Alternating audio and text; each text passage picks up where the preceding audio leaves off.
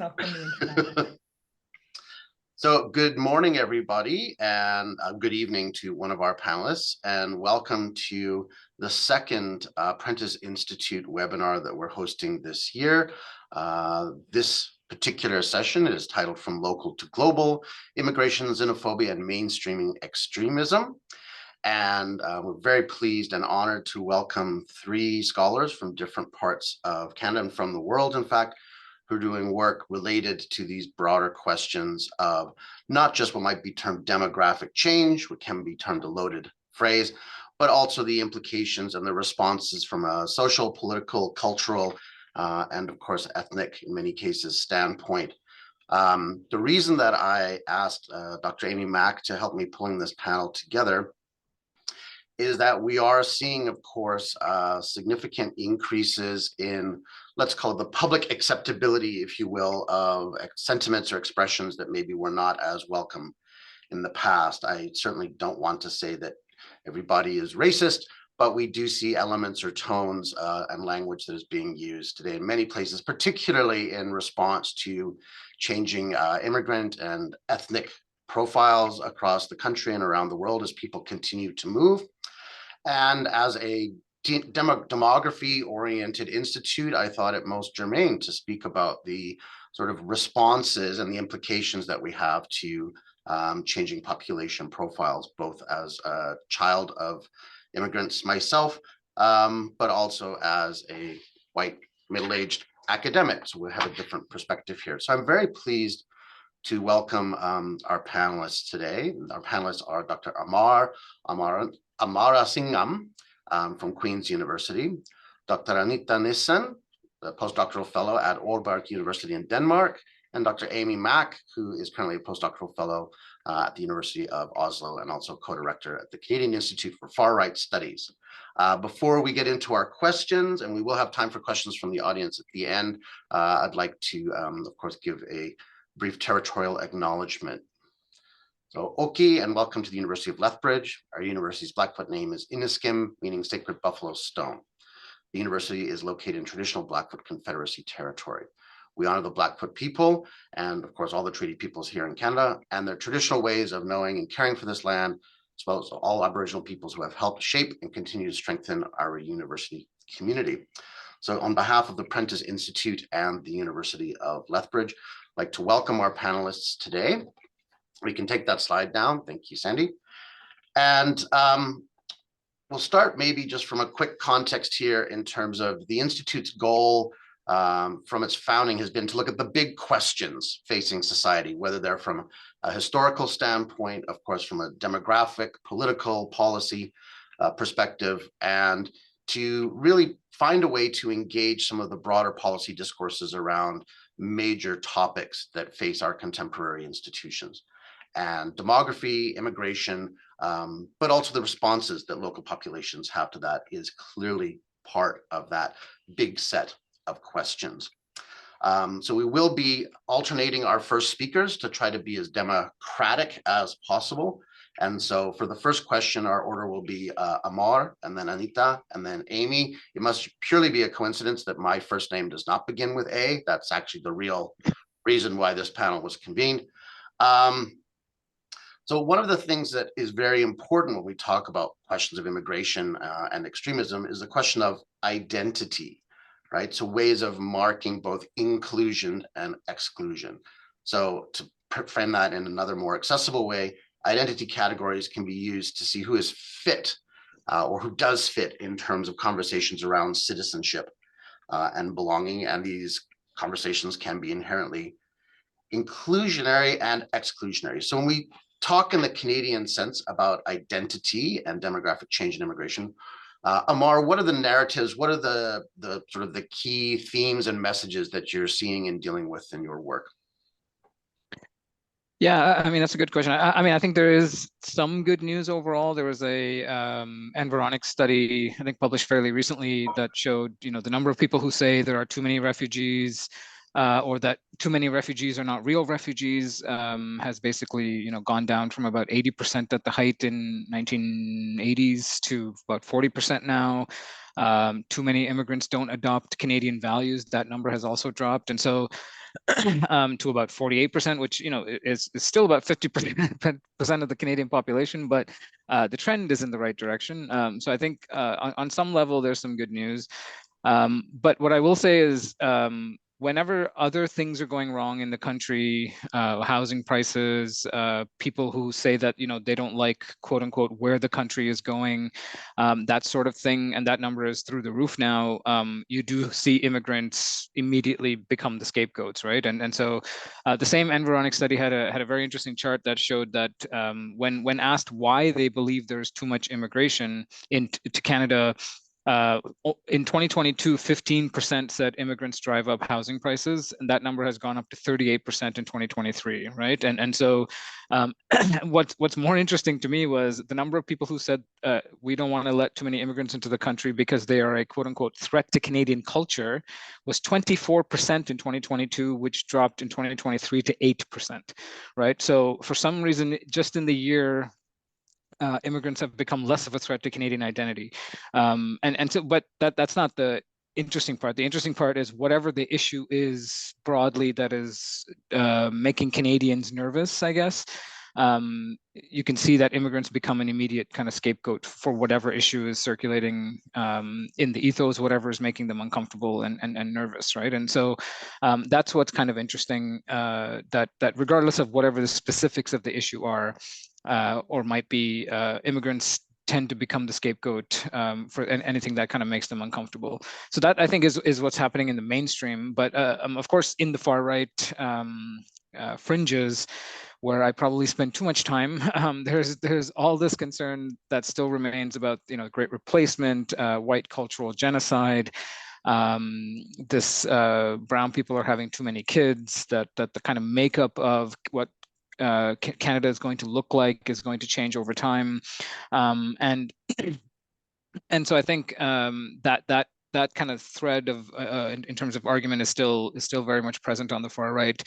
It's becoming louder and more mainstream for sure, and I think we'll talk about that in later on. But I think what was acceptable to be spoken out loud is now those kinds of goalposts are shifting, which creates kind of larger problems as well.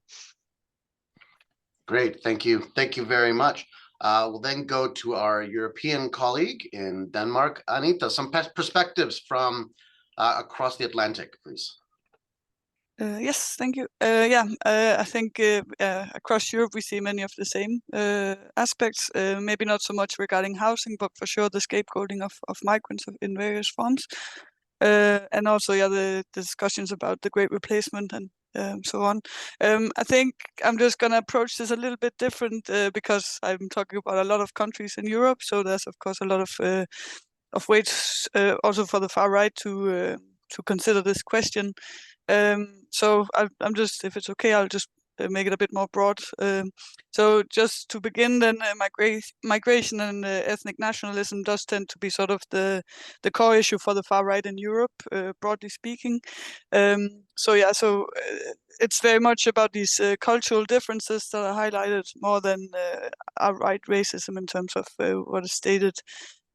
So basically there's of course a lot of discussion about how best to conceptualize the far right, but I draw on the categorization which looks at cultural and ethnicity based and then also racial based nationalism, where we see that in terms of culture, the proponents of this view often discussed depending on the Islamization, as they call it, of Europe. So basically this idea that Islam is sort of going to creep into society through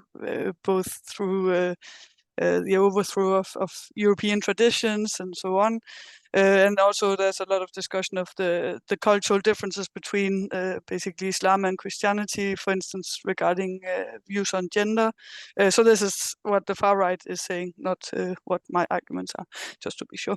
And then on the other hand, there's also those who argued more regarding ethnicity. So as you know, then Europe consists of a lot of different countries. So many nationalists and far-right activists discuss this in terms of that we have all our own histories and traditions and basically cultures within each European nation state, but also at the same time that we can all bridge these differences within Europe, and then basically again have this outgroup in terms of the third country migrants, especially from Muslim majority countries. So these are sort of the two main narratives that we see, this cultural and ethnic based nationalism, basically. So just very quickly, also in terms of the threat perception, so what the main arguments are, they tend to be voiced around culture. So again, this this view on, for instance, of the traditions within Islam, and again the view on women. Then we have very strong voicing regarding security issues. So the threats of crime and of terrorism. This is very much a frame that was really big during the so-called refugee crisis, and one we still see. For instance, at the Swedish elections, this was very much a topic of discussion regarding crime levels. Then there's the economic, which tends to be around welfare protectionism, and then finally the demographic. So where we also again have various ways of discussing this idea of a great replacement. But some discuss it explicitly as this, but others are more discussing it as this Islamization and so on. I think I'll leave it there. I could talk a long time about this. Yes, of course, the European Union, home to over 600 million people, many member states, and of course, in some cases, a lot of history in different ways. So yes, tough to summarize that one in just 5 to 6 minutes, but well done. Moving on then to flip that from 600 million people for Dr. Mack, for Amy. What about the local, the Western Canadian, the prairie context? What are we seeing on the ground here in our backyard? Yeah, that's a good question. I want to echo what Amar has said. Oftentimes these sort of anti-immigrant sentiments are actually telling us a lot about the economic stressors or the other political stressors that folks are experiencing. One of the interesting things that came up in my research wasn't necessarily what the locals are saying, but what the far right says about who I would consider the locals. So the ways in which Alberta, Southern Alberta, and rural spaces manifest in this discourse. It's a very old trope that rural spaces tend to be like the last bastions of whiteness. They tend to be the spaces where you can still have a conservative, religious, social, political, and economic space. And that is kind of the stereotype of Southern Alberta, that we're the most socially, politically, economically, and religiously conservative part of the country. So there's a lot of discourse about folks should move out of Toronto, they should move out of Ontario, they should move out of these places that are communist dominated or leftist dominated or Marxist dominated, and they should move out west to these rural spaces, to these Albertan spaces, in order to escape what they see as changes in the cities that they don't particularly like. And this is a very old trope, and it's one that's not unique to the Canadian context, but it's one that I would hope that Albertans would be aware of, right? We're kind of being used as pawns in this discourse around immigration. And it ignores the ways in which Southern Alberta are very diverse, and we have been very diverse for a very long time. And so that's actually what interests me the most about the anti-immigrant rhetoric related to Alberta, because it does differ a little bit than the sort of discourse that happens in other parts of the country. Great. So some patterns, some consistencies, but also different localized and sort of let's call them communicative strategies being used to various political ends. So if we dig in a little bit into your individual programs of research, starting then with Anita, A lot of your work has looked at identitarians. So can you tell us a little bit about what that is, what that means, and how it relates to sort of broader xenophobic ideologies and movements at different scales, from the local to the global? And what does it do? What does that kind of conceptual framework do to help inform and understand policy and social responses? Yes, that's a lot of big questions right there. Yeah. Yeah, I would just first so my research has focused basically on the European branches of Generation Identity, which is a youth movement. I'm not sure how familiar people in Canada are with this, so I'll just quickly trace basically. It has its roots in the French New Right, or Nouvelle Droite, it's called, which began being active in the late 1960s. So basically at this time they needed to find sort of more moderate and legitimate ways. Sorry, no, there's a message. So basically because of the Second World War, after this period, the far right did not have space, obviously, to come with their viewpoints. So basically, they were trying to come with new ways to appear more moderate. So these intellectuals in France began this strategy of trying to become more mainstream in what they were saying, and also really emphasize being non-violent and being democratic in their conception of this term. And basically they were drawing on the strategies of left-wing social movements at the time. So this is very much what we can see then Generation Identity has adopted as a strategy. So basically they work from this metapolitical aim of impacting the societal discourse. So by bringing in terms such as this conspiracy of the Great Replacement, and also the concept of or the idea of remigration. Like, so basically they want to make the far right ideas more palatable for the broader public, and basically in this way shift the boundary of the societal discourse. So basically this youth movement came in the 2010s and basically drew a lot on these ideas from the New Right, and have been very known for their direct actions, like also like protests, usually only involving few members, but which were very much working at attaining public attention. So getting into the media basically has been their strategy.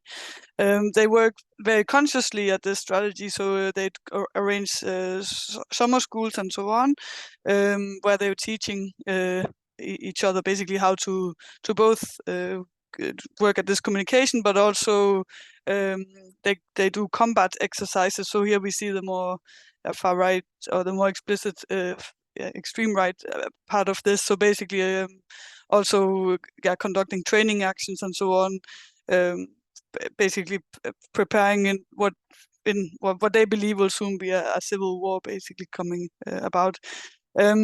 So yeah, basically this is not a very big movement in terms of absolute numbers, but what we see is basically that they have had quite an impact also in terms of spreading their messages, both to the mainstream, but also to other more actors who are more willing to conduct extreme acts of violence. So we, for one, see it in the various terrorist attacks where the perpetrator has written it into basically the manifestos, especially this idea of the Great Replacement. Also in Europe, if we look at the political side, then they have sort of made this anti-immigration discourse again more palatable, or again more acceptable to express these viewpoints. Of course, it's hard to pin down that it's exactly this movement, but they have for sure, with some of the actions, you might have heard of their boats action in the Mediterranean in 2017, and then they made several others of this type of border protests, where they were basically trying to dissuade migrants from entering Europe, but also getting media attention to what was happening basically in the Mediterranean and so on. So in this sense, again, it's hard to directly measure the impact, but for sure they have had some. The same with the UN Global Migration Pact. They launched this huge, large-scale campaign against it, which was very strong online. So online is also their key mobilization space. So again, here we saw actually that the Austrian government decided to withdraw from this migration pact, and this is something some scholars, say is due to basically generation identities work in this. I don't know, should I continue? I can talk a lot about this, but it should be said also that they're very weak currently. In Europe, they have been shut down. The French authorities have shut the French branch down, and also the German and Austrian groups have also faced very strong pushbacks from it's called the Federal Office for the Protection of the Constitution in Germany and Austria. So basically they branded them as extremists, and in Austria they are not allowed to show the symbols anymore of the movement. So it's something the authorities are also very conscious about. But at the same time, the key actors such as Martin Sellner is still very much active. I'll stop there. Sorry, it's a bit long. Not at all. And I'll maybe, as a little priming question for later, I do often wonder about the difference between risk perception and risk assessment, right? So you may have minority voices that become very dominant or are perceived to be very dominant when, in part through digital media and other forces. And we'll loop back to this, but I think there's something there about sort of the threat assessment, political responses or lack thereof, and maybe some of the asymmetries, and that knife can cut both ways. Which gets into questions about risk communication, and part of communication includes coding and decoding of messages and language and text and even images. Amy, your work has definitely focused on linguistic strategies that can code or cover anti-immigrant sentiment. What does that look like? What have you found? Well, first I will say, Anita, we do have generation identity in Canada. It's not particularly prevalent. There is a chapter in Calgary. My understanding is that they're very prone to infighting, so they don't get a lot done. I will say they did a very prolific postering campaign of Southern Alberta towns, basically saying generation identity cares about rural communities. Justin Trudeau doesn't care about rural communities. We're here to fight for you. They papered my small rural Southern Alberta hometown, and the posters went down the next day. The locals were not particularly interested in that messaging.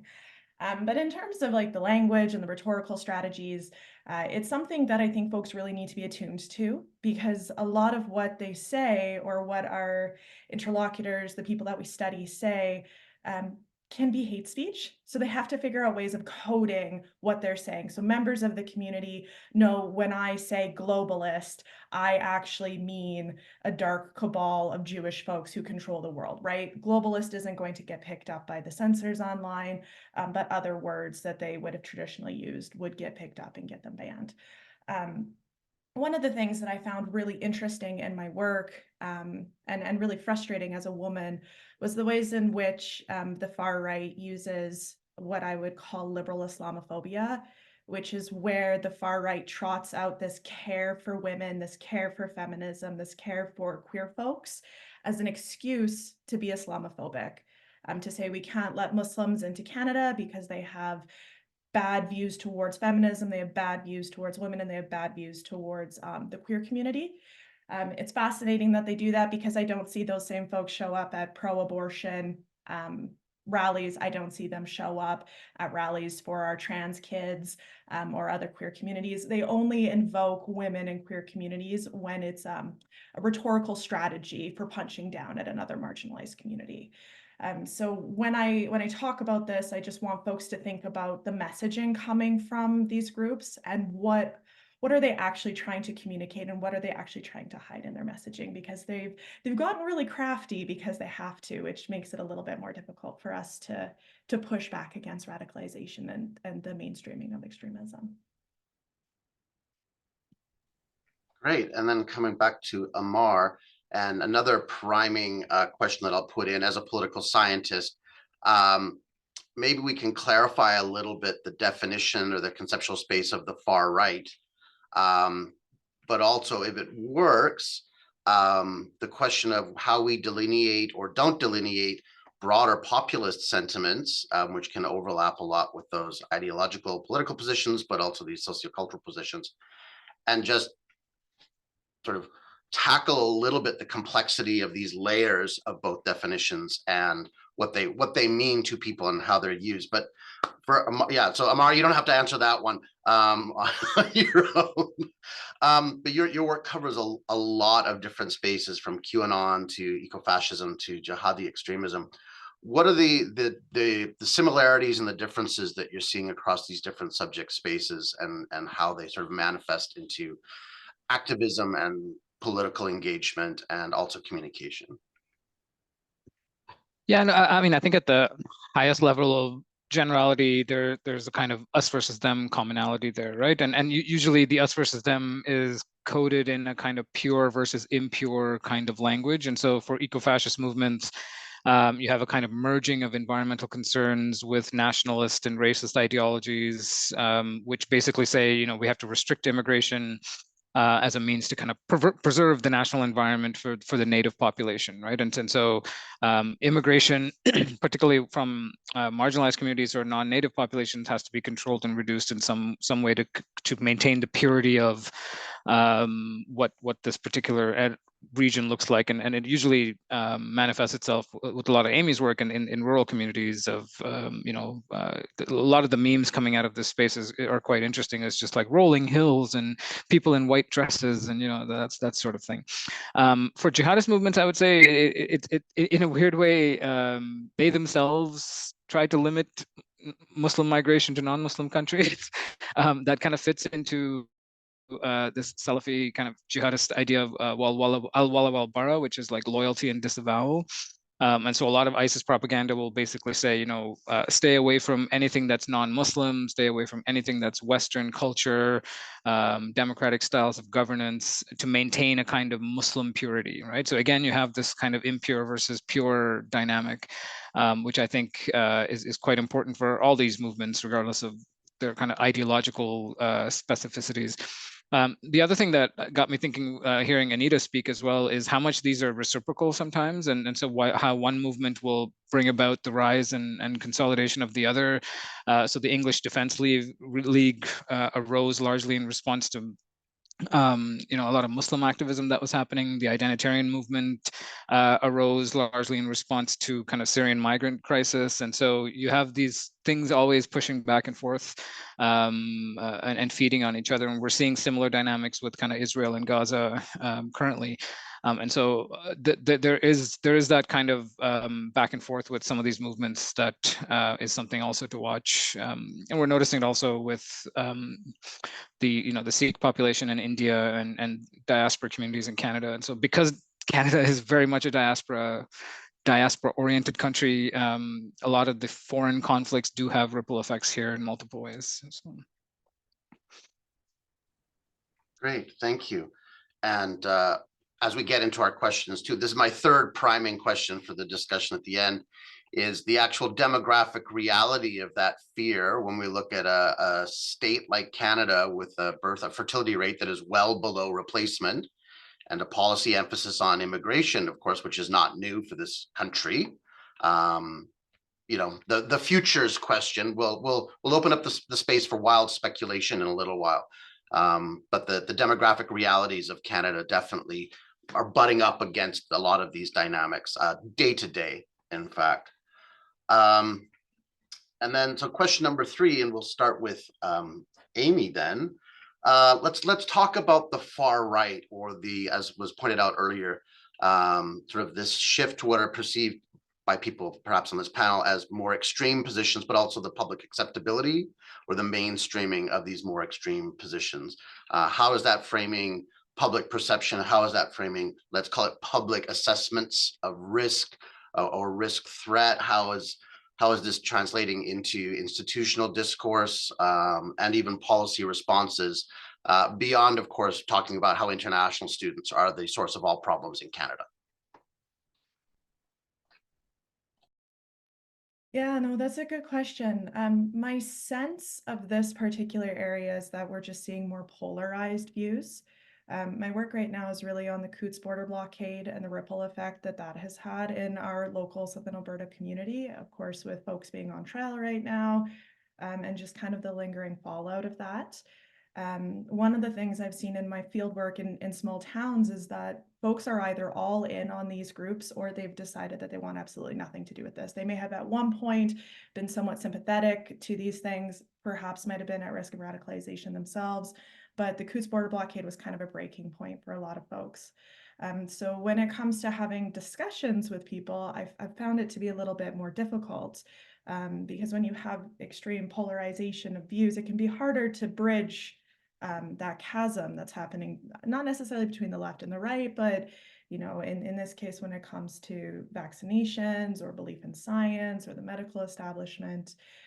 So I think the lingering impacts of something like the Coutts border blockade is just how do we have conversations about policy, and how do we have conversations within our institutions that attend to people's very different views.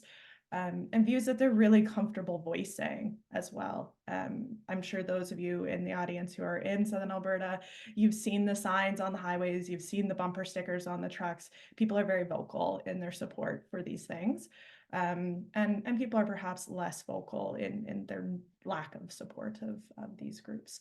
But it's mostly the polarization that I'm seeing right now.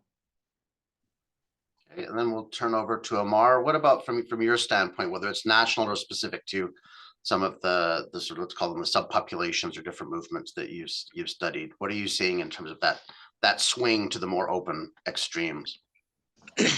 Yeah, I mean, I think social media, I mean, not to always talk about social media, but I think that has served as an interesting kind of bridge between what used to be hyper fringe communities online to the mainstream, right? And nothing shocked me more than watching QAnon become what it is, because QAnon started as this tiny movement in the sewers of the internet, which was then picked up by medium influencers on YouTube, and then got picked up by Alex Jones universe. And who watches the Alex Jones universe? The Trump team watches the Alex Jones universe. And then it was asked about, Trump was asked about it on the debate stage, right? So it went from 4chan to the debate stage in a very short period of time. And I think so what would have just kind of lived and died sometimes, some of these movements in the dark corners of the internet have now found avenues to kind of reach the mainstream in interesting ways, and sometimes with the help of very famous mainstream media folks like Tucker Carlson and so on, right? And so the Great Replacement theory is a good example here, where as Amy was saying earlier, they speak in very coded language. There's a lot of discussion about demographic changes and immigration on Tucker Carlson's show. He speaks to the deliberate efforts to undermine traditional American values. Just like these little coded ways of speaking. Democrats are trying to replace the current electorate with people from other countries, and so you create this kind of non-racist conversation almost, where you're not speaking in clearly racist terms, but everyone who watches this show knows what he means and what he's trying to say, and so that I think is allows some of these what used to be fringe ideas to kind of seep into the mainstream in very dangerous ways. I mean, for a lot of extremism researchers, more and more people have been talking about what used to be a pretty fringe term in terrorism studies, stochastic terrorism, which is the idea that as more people talk about a particular thing, you have an increased risk that one of those individuals who's hearing this message is going to do something about it, right? So when these messages were just fringe, you had a much less group of people listening and potentially acting on it, people you can watch and monitor. Whereas now, if it's on Fox News and 14 million people are listening to it, it becomes a much harder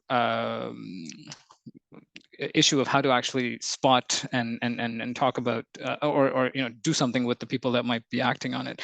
And if you read any of the manifestos that came out from Buffalo or Allen, Texas, or a lot of these recent lone actor attackers, they're citing fringe platforms, but they're also citing mainstream actors, right? Mainstream politicians, mainstream media operatives, and so on. And so it's already having that kind of effect, just kind of the louder and more common this kind of conversation is, and the more urgent it is that our in-group is going to suffer from something that's happening, the more likely it is that one or two of them actually will do something about it. Yeah. Great, thank you. We're not going to talk about Tucker Carlson in Alberta. We are absolutely going to talk about that, but later. Anita, back to you then. What about from the European or even the Scandinavian context more specifically, if that makes more sense? Yeah, I guess I can approach both. I think I might approach it from the more maybe the political party side, where we've seen a very strong, sort of mainstreaming of both the discourses, but also, of course, the rise of radical right parties lately in Netherlands and Sweden. We also have now Sweden Democrats coming in. Italy, I mean, I don't want to list them all. But definitely we see that there's, I agree with this about this adoption of far-right concepts and arguments by mainstream actors is also part of this, as Amar said. So basically also this pushing of the boundaries, as I talked about before. So basically what rhetoric has showed in her research as well, like how the discursive, there's been this move of the discursive boundaries basically towards the right. If we talk from Scandinavian side, I come from Denmark, which has seen a very clear mainstreaming of the far right. It's basically spanning the whole political spectrum, or like all parties. It's they're not. I think maybe one or two only parties now that would explicitly welcome migration completely openly. So that's a very clear indication that this is winning. Winning, how do you say, winning in the countries in Europe.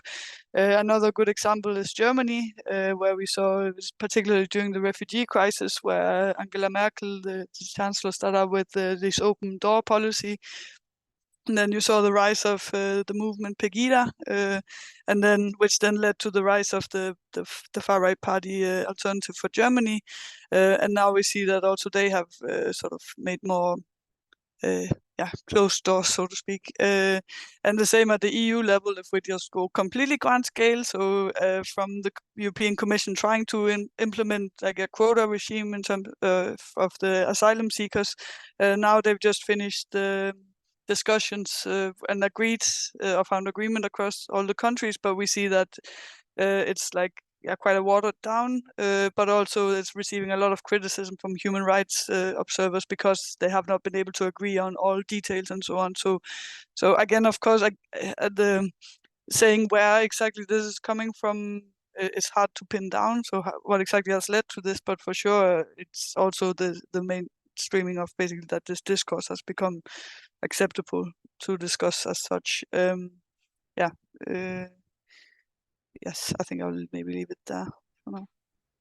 Okay, thank you for that. So a lot of similarities, a little bit of variation and sort of emphases.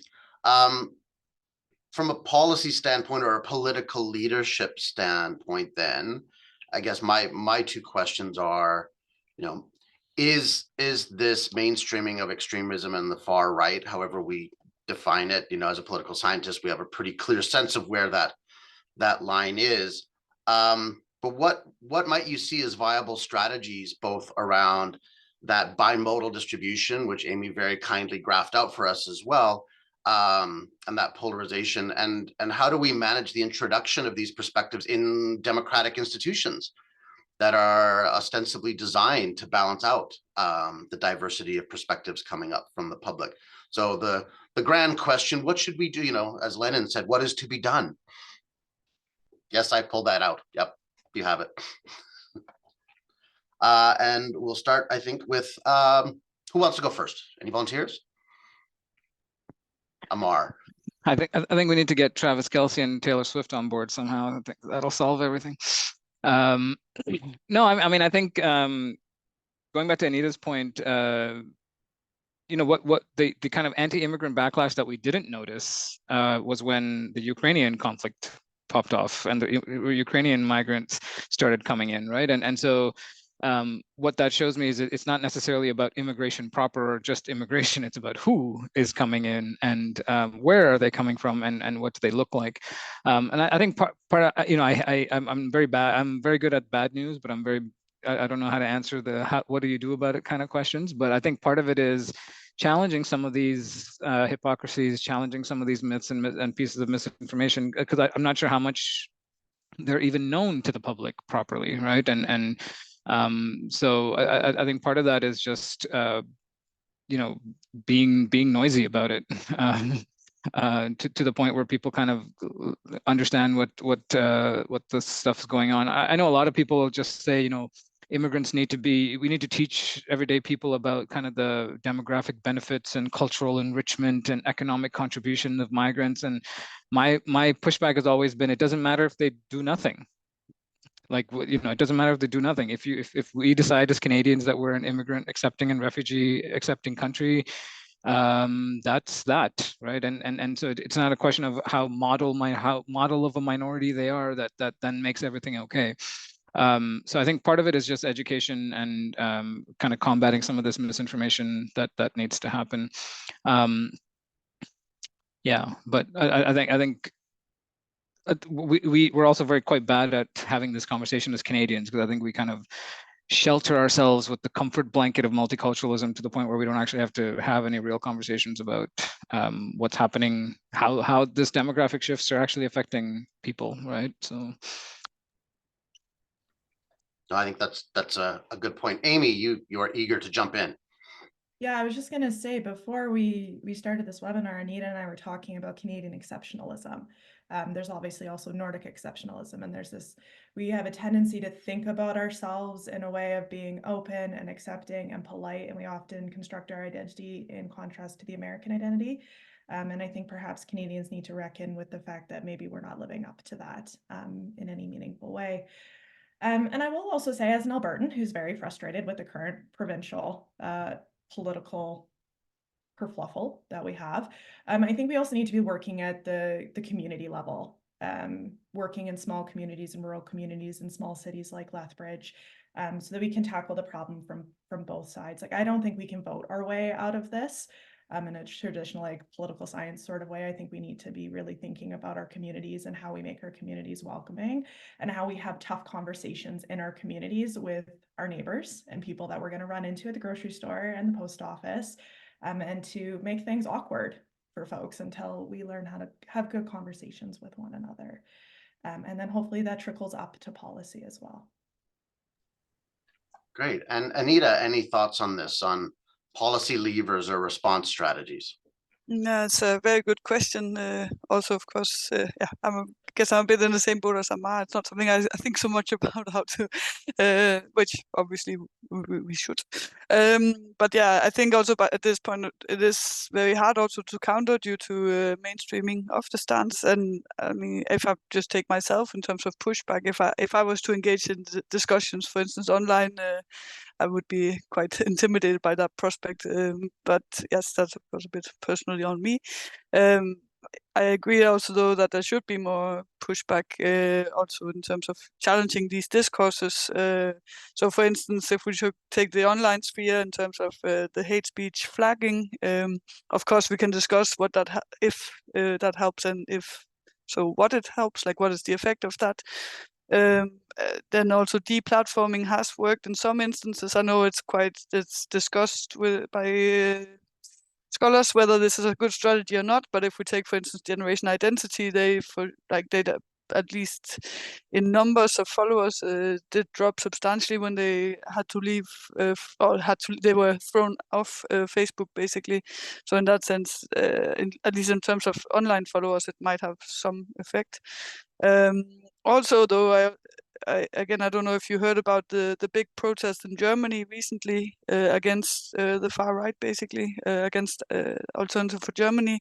So I think also maybe these type of progressive counter protests and sort of civil society engagement could also be a way forward. Not that everything needs to go to civil society. I know they are doing a lot of work already, especially organizations that work on these issues. But I do think actually this case is very interesting because of how this story was spread. I don't know if you know the story for why this protest came, but basically it was because there was a meeting where Martin Sellner from Generation, he was part of, Martin Sellner from Generation Identity, basically he had a meeting in Germany where him and some extreme right actors basically were discussing how to send migrants out of Germany, basically. And this is not something that scholars don't know that they say, but I think the broader public wasn't aware. So the way the newspapers, they made it sort of the first ones like who had done this undercover research, they were called Correctiv. They basically wrote it as like this dramaturgical act, basically describing this scene as like how these people were meeting. And for some reason, this seemed to really resonate with at least a big share of the German population in terms of that this needed, like that this was problematic, that the members from Alternative for Germany were part of this. So I don't know if that could be drawn some inspiration in terms of how to convey what is actually being discussed, because again, remigration is not an unfamiliar term if you know their ideologies. So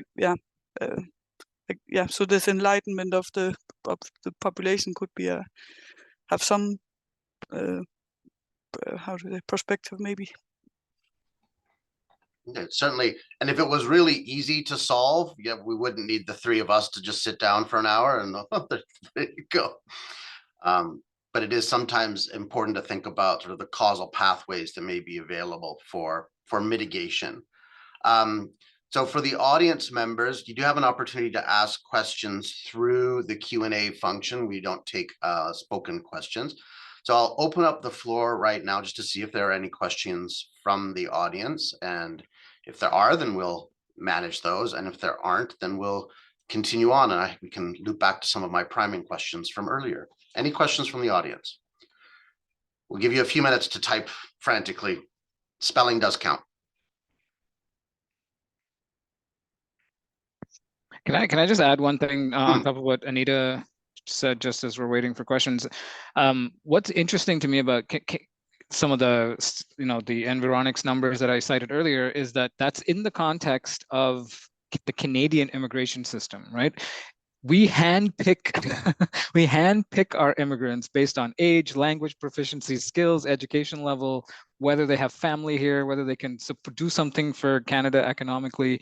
We're not dealing with what Texas has to experience now, or what the migrant crisis in Europe. And if that happened in Canada, I wonder what these numbers would look like, right? Because I think even with this carefully curated immigrant population that we let into Canada, we still have negative sentiment, and so I'm sometimes worried about what it would look like if.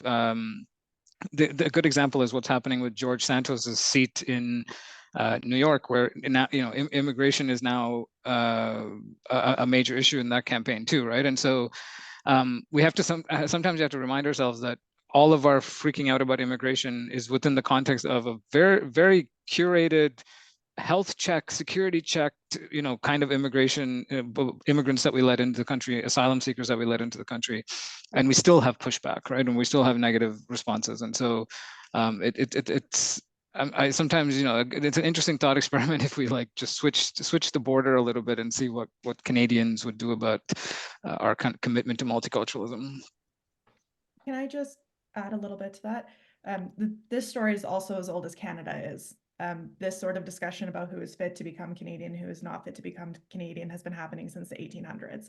Like it just who fits has changed over the course of the country's history. At one point, Ukrainians weren't considered fit to be Canadian, but as our definitions of whiteness have shifted, new groups are deemed acceptable. Like sometimes we think about the far right as this new thing, and it's not. It's just a new version of it. So with that in mind, then, if it's not a new thing, if it's actually sort of, you know, within the modern sense, kind of almost omnipresent, or at least sort of into post-industrial revolution, how do we think about responses to that? If it's just always there in different forms, is it sort of, I hate to use this analogy, the common cold, we don't have a vaccine, we just hope we don't get it too badly? Or how do we actually think about responses to what are clearly some shifting spaces politically? It may have always been there, but it definitely wasn't always in a presidential debate, for example.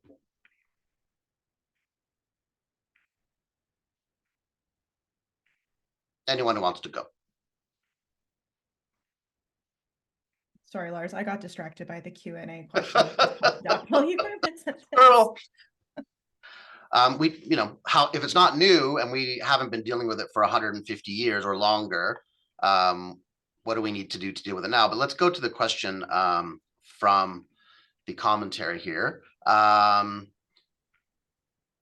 Yes, and as Amy is speaking about this long-term perspective, the longue durée of the rejection of immigration in settler communities. Again, this is coming back to the first question, the us versus them, the othering. And I'm very interested as well in the rural perspective, having worked with rural communities, which love in many cases to define themselves as very welcoming, but are often only welcoming to the people who are already there and from there. Yeah, just on that quickly, I do sometimes think that folks have ideas about rural communities that are maybe incongruent with what rural communities think about themselves too. We assume that all small towns in Southern Alberta are white and always have been white, but they've actually always been diverse. Perhaps not as diverse as Toronto, but I think rural communities just sometimes stand as symbols and not actually reflect reality. But in response to this question and yours, I really don't know what we as critical far right scholars do. This feels like a question that really needs to tangle with settler colonialism and perhaps discourses around decolonization. Because I guess my somewhat pessimistic answer is I'm not sure you can change a system that is working the way the system wants to work, right? The immigration system in Canada since its inception has been inherently exclusionary, and it's supposed to be because that's how it was designed. So I'm not sure we can fix a system that is not broken, right? I think we need to design a new system, but I think that entails really tangling with settler colonialism, and that's a much bigger question than I think what we're talking about here. Systems do what they were designed to do, even if you don't want them to do that anymore. Exactly. Amar, do you want to chip in on that? And then we also have another question in the chat. Yeah, just very quickly. I mean, I think me and Stephanie Carvin at NIPSI are finishing a book on the far right in Canada, and I think some Canadians might be surprised to know that we had a KKK here. You know, it's not it goes back to the beginning, and so I think part of what I said earlier is just having a more mature conversation as Canadians about what, you know, racism looks like here, what the far right looks like here would be a useful place to begin, because I think there is this kind of naivete on about Canadians as whether we're racist or not, partly because, as Amy said, we compare ourselves to the US and just say, oh, we're not that, so it should be fine. Yes, the KKK question, not just you know, there's a famous, very large KKK rally actually in Kingston many years ago, one of the largest ever, but also here in Western Canada, of course, in ways that people kind of assume, well, surely we don't do that, but we did, and sometimes we still do. So coming back to a point that Amar raised a little bit earlier, we have a question about public opinion and maybe shifting public opinion. Is part of the challenge about shifting public opinion, making it clear to the broader population about what immigrants of all kinds do actually bring to the country, to the economy, to our social structures, et cetera? Is that going to move the needle, so to speak? Maybe. I mean, you know, like my wife's a pediatrician. I'm a professor here. So like, I don't know. I think there's an assumption in that question of, if we just create enough successful immigrants, somehow everything's going to be fine, and people will know, like, they're not, because built into that assumption, I think, and I don't mean to pick on the questioner, but it's more built into that kind of sentiment, I think, is that immigrants and refugees take from the system by nature, and therefore, if we can just show that they also contribute to the system, it should be okay, right? And I don't know, something about that just makes me uncomfortable, that somehow there's a Canada as an immigrant accepting asylum, accepting country, demand something of its minority populations. It's something doesn't sit well in terms of I don't know what it is, but something doesn't sit well in terms of that responsibility. And I haven't seen that interpersonal interaction actually contribute to kind of the changing of the dynamics, right? And so in any meaningful way. So that I don't know. So, I'm not sure I fully buy that. Okay, thank you. So with 5 minutes left, we're close to our time. So I think we'll just go to final words, starting with Anita, and then Amar, and then concluding with Amy. Final thoughts or perspectives in less than 1 minute. Please solve all problems related to the far right and immigration in 65 seconds. Thank you. Okay. Okay, I'm not sure where to start here. I think, wow, okay. Yeah, I guess also from this discussion, it's very clear that this is not an easy fix situation. I think also because there are, of course, so many challenges and so many different views being espoused by these actors. I really wish I could say something super clever right now, but it's I'm really intrigued to hear about what happens in Canada, as well as since you said yourself this with the Canadian multiculturalism, and we always hear it as a good example. So I think that's quite interesting, in lack of a better word. Sorry, I can't say much. All right, Amar, over to you. Yeah, I mean, I think keeping it kind of temporally limited, I think part of what I'm worried about going into this year is there's 40 global elections, and quite a few of them have far-right populists as fairly strong contenders, and I think the end of the year is going to look very different than the start of the year if we're not careful. And I think part of the reason for why some of that is happening, I think, is we've turned our politics very cosmic. So every little conversation, every little policy disagreement is now an us versus them, good versus evil dynamic. And so part of it is, I think, part of the solution anyway, and I don't know how you do it, is to kind of turn down the temperature on our politics, make politics boring again. Put that on a hat. Yeah. But I think that's part of it is we're importing, and I've noticed this in Canada already with some of the political dynamics. It's not so much are we going to have a Trump in Canada, but is Trumpian politics going to get imported, right? How we talk to each other, how we talk politics is already very much influenced by that kind of dynamic, which I think has normalizes a lot of bad stuff going forward. And so part of it, I think, is just to kind of turn down the temperature on some of these issues. Not everything needs to be a cutthroat kind of cosmic battle. Amy, last observations. Sure. I will end my observation with the title, From Local to Global.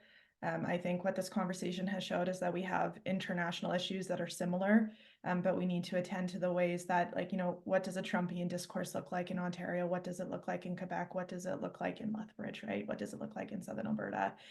And I think this is just really a thing that has many heads, and we are going to have to tackle it in many different ways. And it's going to take a lot of people to really turn down the heat on the politics, to figure out how we speak across political divides, how we speak across that polarization curve.